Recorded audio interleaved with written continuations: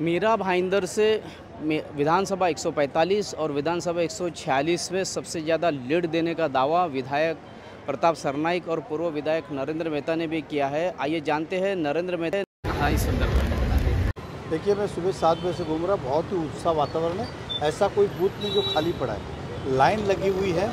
कई जगह पे प्रशासन की गलती है, एग्जॉस्ट नहीं है, फैन नहीं है, गर्मी है, फिर भी लोग ने वोट देने का निर्णय किया है। और मैं लोगों से मिला, जिस तरह का वातावरण देखता हूँ तो नरेंद्र मोदी जी के हित में ही वोट कर रहे लोग, धनुष्य बाण को वोट कर रहे इस मीरा भाईंदर के अंदर।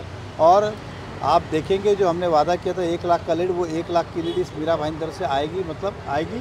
क्योंकि अब तो कल तक तो ये था कि हम सब हवे में बात करते, आज प्रैक्टिकल जब बूथ पे जा रहे हैं तो लोगों के चेहरे आंखें मिलाने से समझ में आ रहा है कि वो किसे वोट कर रहे हैं, किसे मतदान कर रहे हैं। तो सभी लोग, मुझे लगता है कि देश हित में नरेंद्र मोदी जी को वोट कर रहे हैं। एक मुजफ्फर हुसैन ने एक आरोप लगाया कि एक विशेष समुदाय के 145 और 146 में से वोटरों के नाम कट किए गए हैं, उनके नाम का उनको कंफर्मेशन नहीं मिल देखिए, अगर नाम कट किए ना तो मैं आपको बता दूं कि हम भी उस बात से दुखी, क्योंकि भारतीय जनता पार्टी के विचारधारा के ज़्यादा कट हुए।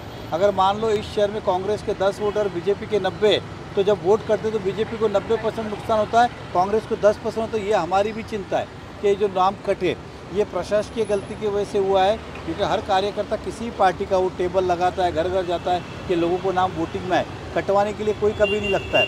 तो ये प्रशासकीय मिस्टेक है, इसको हम सुधारेंगे। लेकिन इस बात की तो शिकायत हम भी करेंगे। मैं कोई कांग्रेस को दोष नहीं दूंगा, ये प्रशासकीय मिस्टेक है। लेकिन उसके अंदर किसी का नुकसान हुआ है तो वो हमारा हुआ है, क्योंकि शहर में जन आधार जो है वो भाजपा का है, तो भाजपा को ज़्यादा नुकसान हो रहा है।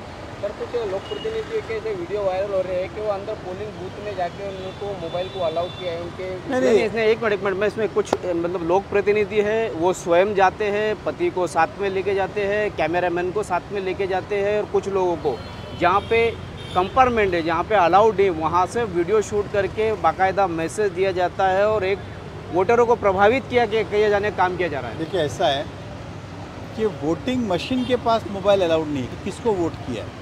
आप समझ के चल, मैं यहाँ बोल के करता हूँ कि वोट किया, कहीं बाहर कहीं बोलता हूँ। मैंने ये थोड़ी कहा है कि मशीन पे दिखा के किसी ने किसी को बताया। और स्वाभाविक है, हालांकि आज देखते डिजिटल इंडिया है, सभी के पास मोबाइल स्लिप जो है अधिकतर मोबाइल के अंदर है।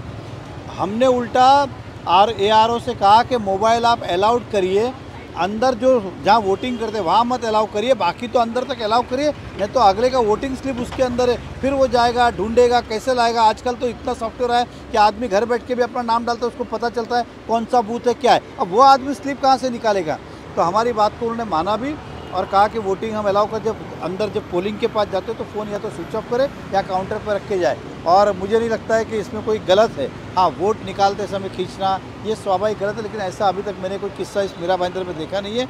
और यहाँ रह के बोले कि वहाँ रह के बोले वोट करके आया तो वोट किया ही है, इसमें क्या है। नहीं, लेकिन ऐसा नहीं लगता है क्या लोक प्रतिनिधि या VIP लोगों के लिए पुलिस और इलेक्शन कमीशन का अलग नजरिया और सामान्य आम आदमी को अलाउड नहीं है, और लोक प्रतिनिधि आके मैंने वापस कहा कि मैंने कहा है ऑफिसर से कि मोबाइल अलाउ करिए, आप समझ के चलिए, मोबाइल अलाउ करिए। और मोबाइल खाली उस पोलिंग करते समय वहाँ पे अलाउ नहीं होना चाहिए, बाकी तो उसके अंदर कुछ भी हुआ तो मुझे नहीं लगता कि कोई दिक्कत है। धन्यवाद।